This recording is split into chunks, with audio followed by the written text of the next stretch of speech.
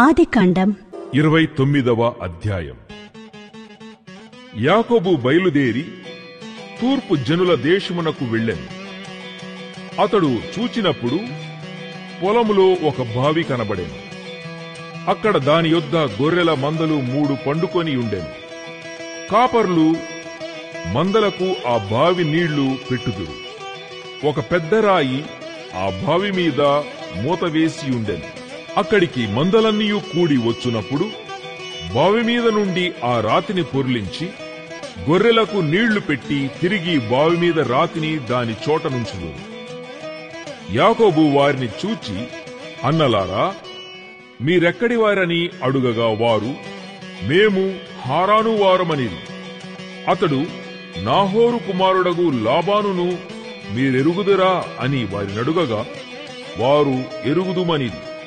మరియు అతడు క్షేమముగా ఉన్నాడా అని అడుగగా వారు క్షేమముగానే ఉన్నాడు. ఇదిగో అతని కుమార్తె అయిన రాహేలు గొర్రెల వెంట వచ్చుచున్నదని చెప్పిరి.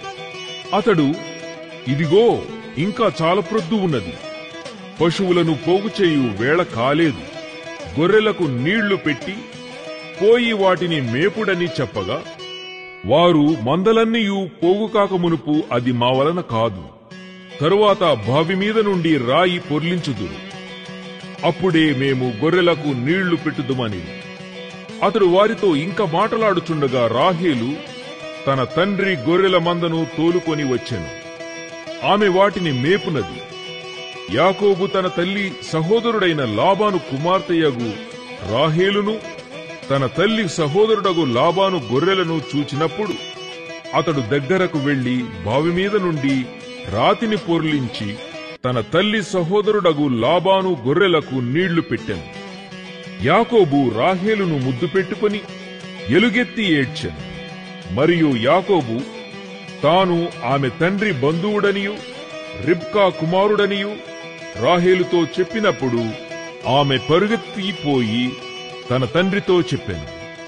లాబాను తన సహోదరి కుమారుడైన యాకోబు సమాచారం వినినప్పుడు అతనిని ఎదుర్కొనుటకు పరుగెత్తుకొని వచ్చి అతని కౌగిలించి ముద్దు పెట్టుకొని తన ఇంటికి తోడుకొని పోయెను.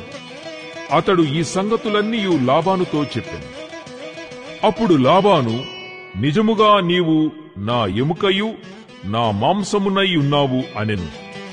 అతడు 1 నెల దినములు అతని యొద్ద నివసించిన తరువాత లాబాను, నీవు నా బంధువుడవైనందున ఊరకయే నాకు కొలువు చేసెదవా?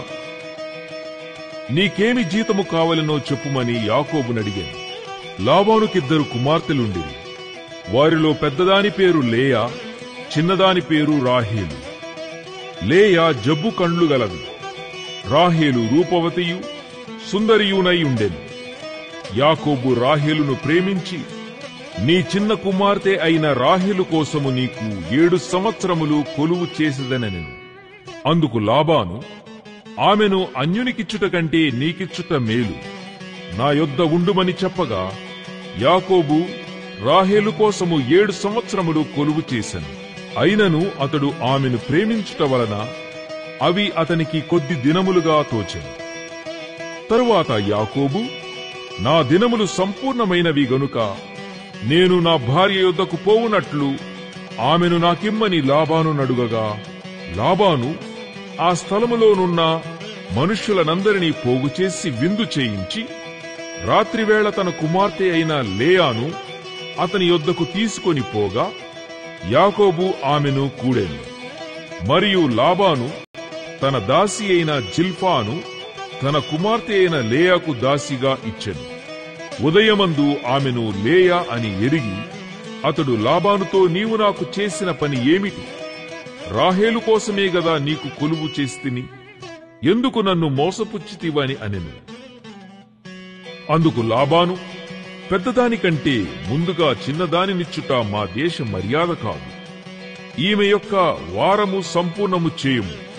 నీవిక 7 సంవత్సరములు నాకు కొలువు చేసిన ఎడల అందుకై ఆమెను కూడా నీకిచ్చెదమని చెప్పగా యాకోబు అలాగు చేసి ఆమె వారము సంపూర్తి అయిన తరువాత అతడు తన కుమార్తె అయిన రాహేలును అతనికి భార్యగా ఇచ్చెను. మరియు లాబాను తన దాసియగు బిల్హాను తన కుమార్తె అయిన రాహేలుకు దాసిగా ఇచ్చెను. యాకోబు రాహేలును కూడెను, మరియు అతడు లేయ కంటే రాహేలును బహుగా ప్రేమించి అతనికి మరి 7 ఏండ్లు కొలువు చేశాను.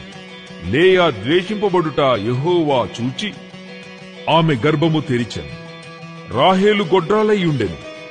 లేయా గర్భవతి అయి కుమారుని కని, యెహోవా నా శ్రమను చూచి ఉన్నాడు గనుక నా పెనిమిటి నన్ను ప్రేమించును గదా అనుకుని అతనికి రూబేను అను పేరు పెట్టెను.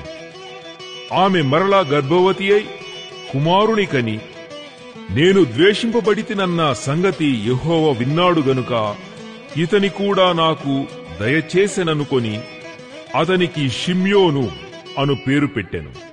ఆమె మరలా గర్భవతి అయి కుమారుని కని, తుదకు ఈసారి నా పెనిమిటి నాతో హత్తుకొని ఉండును, అతనికి 3 కుమారులను కంటిననుకొనెను. అందుచేత అతనికి లేవి అను పేరు పెట్టెను. ఆమె మరలా గర్భవతి అయి కుమారుని కని, ఈసారి యెహోవాను స్తుతించెదననుకొని యూదా అను పేరు పెట్టెను. అప్పుడామెకు కానుపు ఉడిగెను.